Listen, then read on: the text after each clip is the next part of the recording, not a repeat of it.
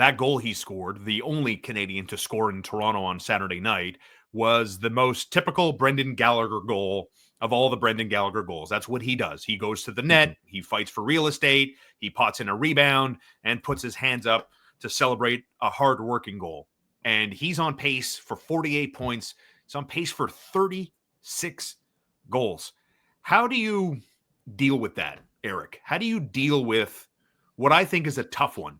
I believe a rebuilding team like the Canadiens have to have good veterans. You need good NHL players, even though we all realize you're rebuilding. You're not going to have a bunch of janky players out there. So you need some good veterans for a variety of reasons. Good habits, learning lessons, how to conduct yourself as a pro, how to practice like a pro, and on I go. But you also have the worst contract on the team right now to a player whose body has been held together with duct tape for the better part of 4 years. But man, he's scoring, and he's on pace for 36 goals. Do you see it that way? As the Canadiens are in a interesting spot, like if he continues to score and continues, Eric, to produce at a 36 goal clip, I mean, is it at all possible that Brendan Gallagher could be attractive to the 31 other markets in this league? Or he has to be on pace for 86 goals to be attractive. So what he's got is what, making 6.25? Is that right? Yeah. Over the next 3 years, or how many years left? This year and 2 more? 2 more, yeah. Yeah, I think there's no chance in hell that a team would pick up Brendan Gallagher. So he has to have like 20 goals then by now, like in order for him to be modestly. Well, he's 32 years old, right? Yeah. He's 32 years old. How many dog years though? Yeah, and he's got a lot of miles on the body. I don't see a team. That's just his contract is cost prohibitive. No team will pick up Brendan Gallagher, despite the fact they may say in the playoffs he would have a lot of value as a third line guy.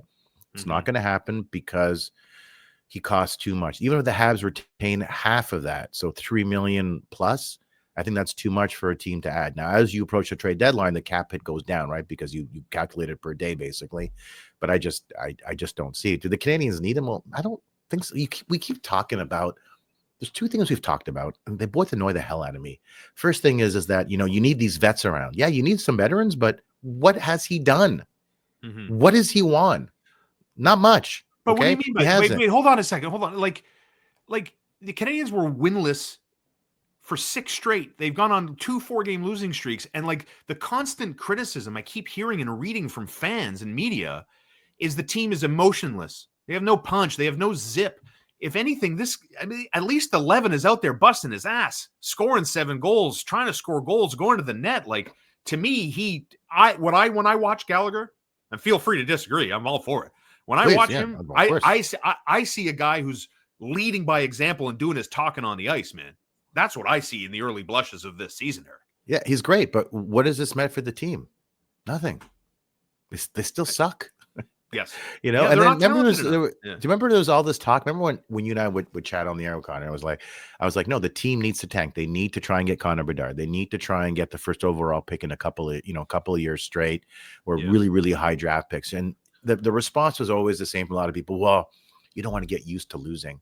When you suck, you're going to lose. When you don't suck, you're going to win. If the argument was the Canadiens don't want to get used to losing, well, spoiler alert, they're pretty used to it now. That doesn't preclude success in the future, though. It doesn't preclude success in the future. So if to the extent that you can have a winning team, it's great. But the bottom line is this team is weak. It is a weak. They have no secondary scoring.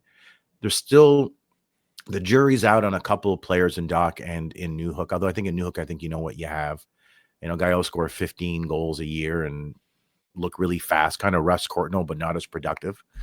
Right. Defense, the decor is just, it's a sieve. There's this criticism of the hybrid defensive approach Marty St. Louis uses, zone at the top, and then you migrate to man as you move down the zone. Maybe it's too complicated, but really, how complicated is that? I don't think it's that complicated. It's not the scheming that's an issue. It's the players you're using to scheme. It's just not a great team. I look at other teams, right? And we don't have a lot of those tools. It's just the bottom line, man. It's not a good team.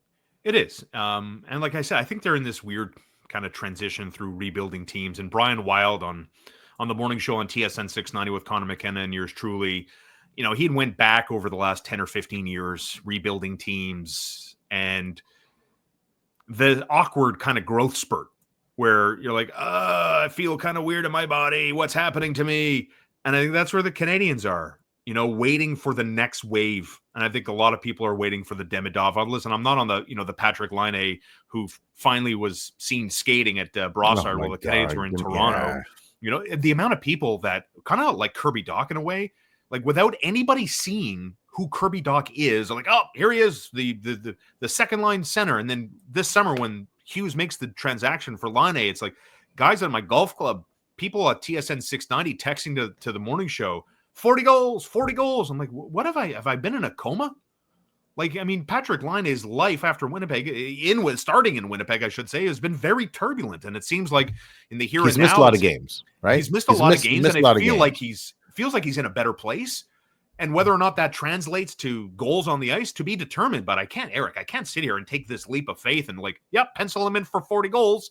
The Canadiens are going to score 300 team goals this season because Patrick Laine's here with Kirby Dach on the second line. Like, look, I mean, if Laine plays, 65 games, maybe he's scoring 30. If he plays a full season, he can score 40 or 45, but he hasn't done that in a long time. To me, the bigger issue is the knee injury. I know he's skating around. We all saw what happened to his knee. There was an election not to have surgery, right? So it's a rehab situation. And I have some concern that he may return and then pack it in and then opt for surgery. Wow. Right. So that was a pretty devastating knee injury. So when I see people that are so excited Laine's coming back, my reaction is far more tempered.